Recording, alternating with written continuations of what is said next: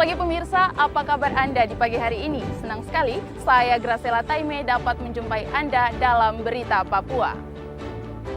Sejumlah berita menarik dan teraktual telah berhasil dirangkum tim redaksi kami. Berikut 3 berita utama hari ini. Dalam sehari, 2 warga di Kabupaten Puncak Jaya tewas dibunuh KKB.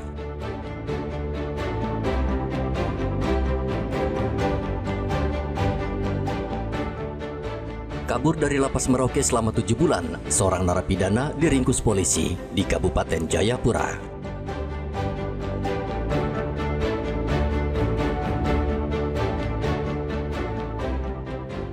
Kejaksaan Nabire geledah kantor DPRD Nabire usut korupsi perjalanan fiktif tahun 2023.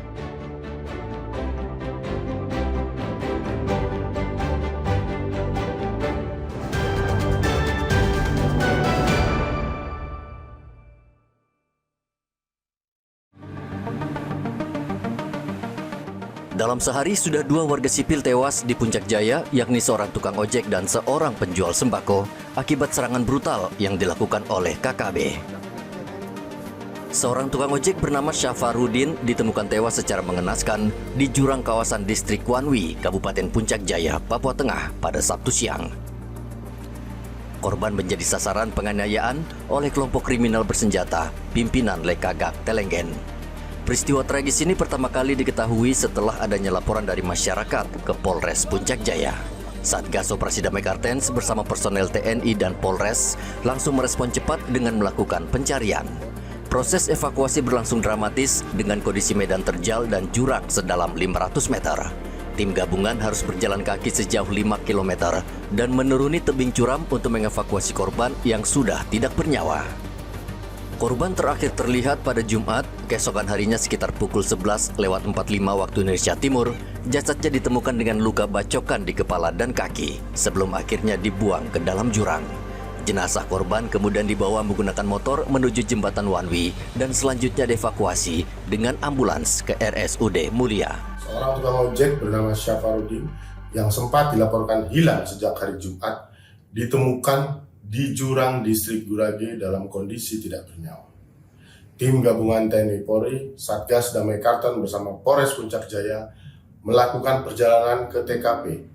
Evakuasi penuh rintangan menembus medan berbukit yang tidak dapat dilalui kendaraan roda 4. Tim gabungan TNI Polri berjalan kaki sejauh 5 km untuk mengevakuasi jenazah yang terjebak di kedalaman jurang hingga 500 meter. Jenazah berhasil dievakuasi, dibantu oleh masyarakat, selanjutnya dibawa ke RSUD Mulia dengan pengawalan ketat. Korban mengalami luka senjata tajam di bagian kepala dan kaki. Motor serta handphone milik korban dilaporkan hilang. Jenazah saat ini ditangani oleh tim medis dan akan segera dipulangkan ke kampung halaman di Makassar. Teror belum berhenti, Sabtu malam KKB kembali beraksi di Kota Mulia. Sekitar pukul 19:29 waktu Indonesia Timur, suasana pasar sentral Mulia mendadak mencekam setelah terdengar suara tembakan. Seorang warga sipil bernama Edi Hermanto, asal Probolinggo, Jawa Timur, tewas di tempat. Korban yang berdomisili di Kampung Pagaleme dan sehari-hari menjual sembako ditemukan tak bernyawa dengan luka tembak di pelipis kiri tembus ke belakang kepala. Menurut Kombes Yusuf Sutejo, saat kejadian korban sedang menikmati kopi di dalam rumah. Tiba-tiba 2 orang tak dikenal datang dan mengetuk jendela.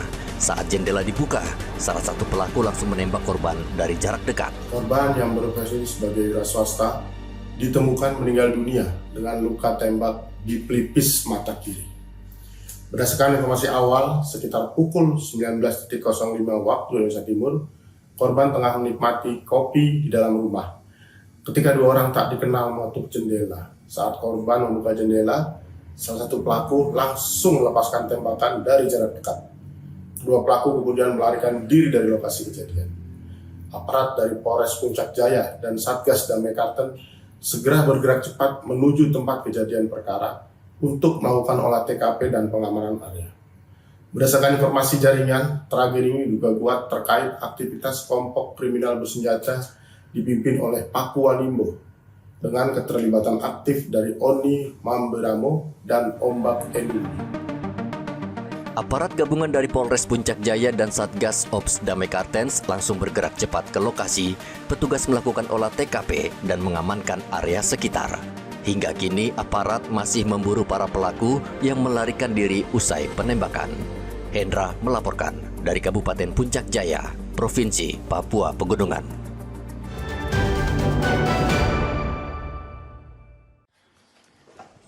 Satgas Operasi Damai Kartens menangkap 8 orang anggota kelompok kriminal bersenjata di distrik Seradala, Kabupaten Yaukimo, Papua Pegunungan pada hari Sabtu. Mereka diduga terlibat kasus penyerangan terhadap guru kontrak dan tenaga kesehatan di distrik Anggrok, Kabupaten Yaukimo, Papua Pegunungan pada bulan Maret. Kasatgas Humas Damai Kartens Kombes Yusuf Sutejo mengatakan dari hasil pemeriksaan sementara, 3 orang diantaranya mengakui perbuatannya membunuh guru dan menganiaya nakes, sementara 5 orang lainnya masih belum mengakui. Pada kelompok kriminal bersenjata pimpinan Elkius Kobak yang diduga kuat menjadi dalang utama pembakaran sekaligus pembunuhan dalam rangkaian kejadian tersebut. Kelompok kriminal bersenjata ini telah beberapa kali menjadi sorotan dalam laporan kekerasan bersenjata di wilayah Yaukimo. Insiden ini menjadi bukti nyata bahwa ancaman dari KKB bukan hanya mengganggu stabilitas keamanan, tetapi juga merampas hak-hak dasar masyarakat seperti pendidikan dan pelayanan kesehatan.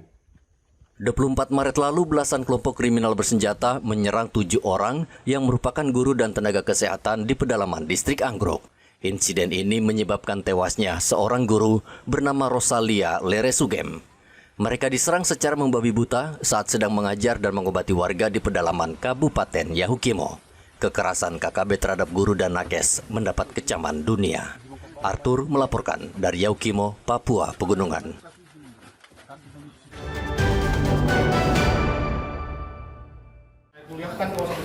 Polisi menangkap seorang narapidana yang kabur dari lapas Merauke. Hendrik diringkus polisi saat menonton pertunjukan musik di Kabupaten Jayapura pada hari Sabtu. Polisi langsung meringkusnya dan membawanya ke Mapolres Merauke. Kapolres Merauke AKBP Leonardo Yoga mengatakan Hendrik kabur selama 7 bulan dan kerap berpindah dari Bovendigul ke Jayapura. Merauke, ya. Artinya waktu itu ada 6, 2 sudah tertangkap dan kembali lagi 1 tertangkap. Yakni pria berinisial HW, ya, alias Hawal, tertangkap hari Jumat tanggal 10 Juli 2025 di Sentani, ya, Kabupaten Jayapura, yang mana saat itu tersangka ini sedang nonton gitu ya, festival budaya tari-tarian. Hendrik saat ini mendekam di tahanan Mapolres Merauke. 31 Desember tahun 2024, 6 narapidana di lapas Merauke kabur dengan menjebol jendela tralis. Hingga saat ini Polres Merauke masih mengejar 5 tahanan lain yang kabur. Muhammad Ridwan melaporkan dari Merauke, Papua Selatan.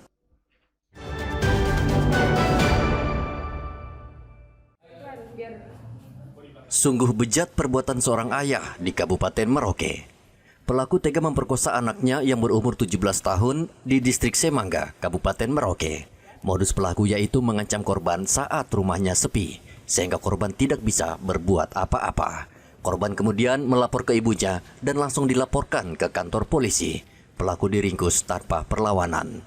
Adapun korban berinisial PYNM alias N berumur 17 tahun yang kebetulan adalah anak kandung daripada pelaku berinisial LYM alias Y. Secara singkat kami jelaskan kronologisnya. Adapun saat itu korban pamit hendak pergi menginap di rumah nenek korban.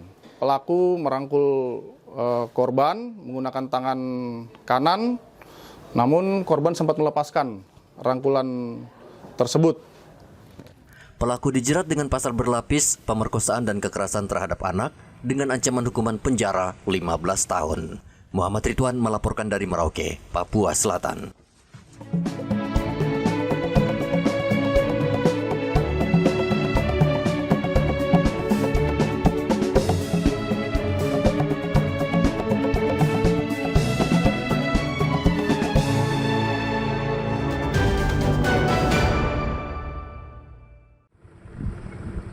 Kejaksaan Negeri Nabire pada hari Jumat menggeledah kantor Dewan Perwakilan Rakyat Daerah Kabupaten Nabire, Provinsi Papua Tengah.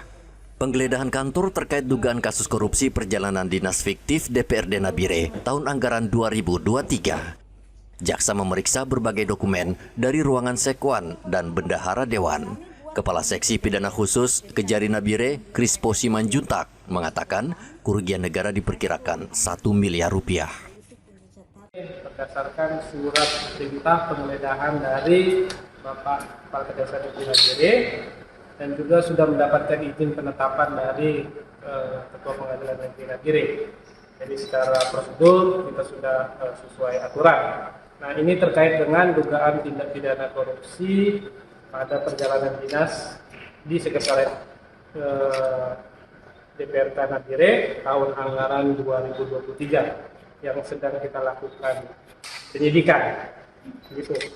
Nah, hasil penggeledahan tadi kita namanya perjalanan dinas kan, berarti modusnya tiket palsu, fiktif, ya gitu, bil hotel palsu. Nah, dari hasil penggeledahan kita menemukan ada beberapa tiket asli yang kita, beberapa tidak semua. Nah, beberapa tiket asli yang kita temukan, ada juga DPA tahun 2023. Selain membawa berbagai dokumen perjalanan dinas, jaksa juga telah memeriksa 34 orang saksi dalam kasus korupsi itu.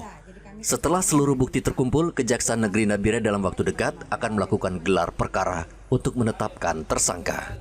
Rianto Nai melaporkan dari Nabire, Papua Tengah.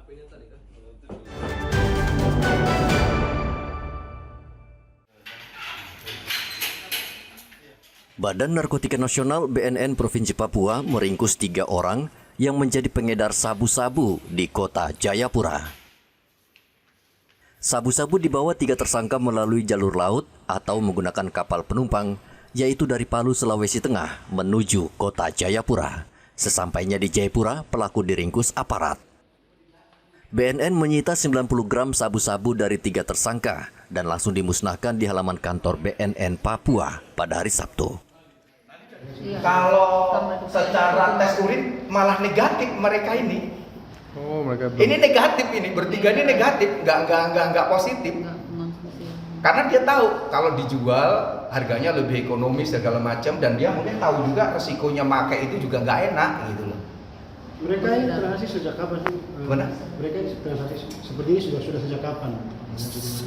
Kalau pengakuan ya, kembali lagi pengakuan itu di tahun 2024 mereka sudah mulai beroperasi. Begitu. Berarti baru pertama kali ditangkap mereka ini? Iya, mereka baru pertama kali ditangkap kejadian ini, kasus yang ini. Jadi kita bersyukur juga rekan-rekan kita bisa menggagalkan, dan bisa dibayangkan rekan-rekan dengan jumlah yang begitu itu harganya pun juga tidak sedikit. Sudah ratusan juta. Motifnya apa ini? Motifnya ya sudah barang tentu ekonomi rekan-rekan. Buat mereka kan, ya karena dia menggiurkan kan, memang ada keuntungan di dalamnya. Para tersangka tergiur mengedarkan sabu-sabu karena keuntungan yang menjanjikan. Bagi BNN Provinsi Papua, kasus ini merupakan kasus sabu-sabu terbesar selama tahun 2025. Ketiga tersangka dijerat Undang-Undang Narkotika dengan ancaman hukuman penjara 7 tahun. Hendra melaporkan dari kota Jayapura, Papua.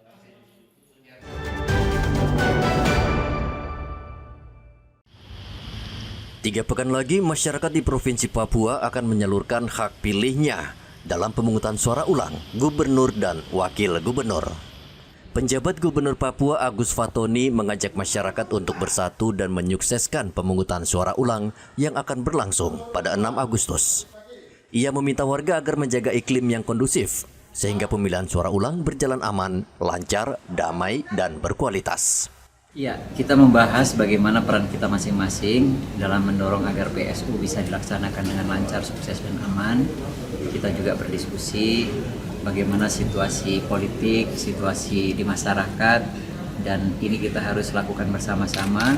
Ini PR kita bersama, dan saya tidak bisa bekerja sendiri, oleh karena itu kita perlu saling koordinasi, kemudian kolaborasi untuk bisa menciptakan iklim yang kondusif agar pilkada bisa dilaksanakan dengan baik. Sementara itu ramainya perdebatan di media sosial soal PSU menjadi concern polisi dalam menangani Kamtibmas. Kabid Humas Polda Papua, Kombes Cahyo Soekarnito, mengimbau warga bijak menggunakan media sosial dan tidak memicu perpecahan. Khusus untuk masyarakat di Provinsi Papua dan juga Kabupaten Boven Digul di Provinsi Papua Selatan, mari kita jaga situasi Kamtibmas baik sebelum, saat pelaksanaan maupun setelah pelaksanaan pemilu kada, karena bagaimanapun juga kita bersaudara semua. Salah satu fokus utama Polda Papua saat ini adalah menjaga stabilitas keamanan menjelang pelaksanaan pemungutan suara ulang. Kabid Humas mengajak masyarakat untuk bersama-sama menjaga situasi tetap aman dan damai selama tahapan PSU berlangsung. Pelaksanaan pemungutan suara ulang akan diikuti 2 calon gubernur dan wakil gubernur Papua, yakni nomor urut 1 Ben-Hur Tomimano Konstan Karma dan nomor urut 2 Matius Fakiri dan Aryo Korumaropen. Hendra dan Riantonai melaporkan dari Kota Jayapura, Papua.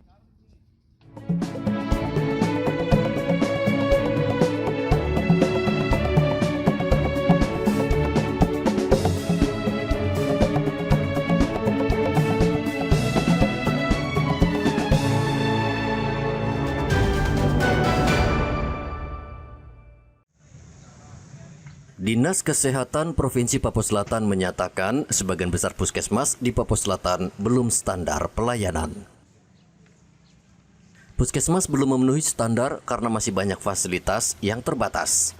Kepala Dinas Kesehatan Papua Selatan Herlina mengatakan pelayanan puskesmas harus mengikuti 9 ketentuan wajib puskesmas. Di antaranya harus memiliki dokter umum, dokter gigi, dan ahli gizi. Namun kenyataannya sebagian besar puskesmas di Papua Selatan belum memenuhi ketentuan tersebut, khususnya dokter umum dan dokter gigi. Ketenagaan ya yang memang harus ada di puskesmas, yaitu dokter umum, dokter gigi, kemudian ada perawat, ada bidan, ada sanitarian, ada gizi, kemudian ada lingkungan ya, ada 9 jenis ketenagaan yang harus ada. Nah, kesulitan kami yaitu dokter umum dan dokter gigi, terutama dokter gigi ya, itu yang belum memenuhi di hampir sebagian besar puskesmas lah. Jadi memang tahun ini kita berharap bekerja sama dengan Kementerian Kesehatan melalui program Nusantara Sehat, kemudian kita dari provinsi dengan program H-Anim Sehat, juga ada perekrutan yang kemarin lulus CPNS. Kita berharap bisa diperbantukan nanti di puskesmas-puskesmas yang ada di wilayah cakupan kita Provinsi Papua Selatan. Puskesmas yang belum memenuhi standar sebagian besar berada di Kabupaten Mapi dan Asmat. Dinas Kesehatan Papua Selatan tahun ini akan berupaya memenuhi standarisasi dengan merekrut dokter dan tenaga medis. Salah satu kesulitan Dinkes menempatkan dokter di pedalaman karena di pedalaman tidak ada fasilitas yang memadai seperti internet dan listrik. Muhammad Ridwan melaporkan dari Merauke, Papua Selatan.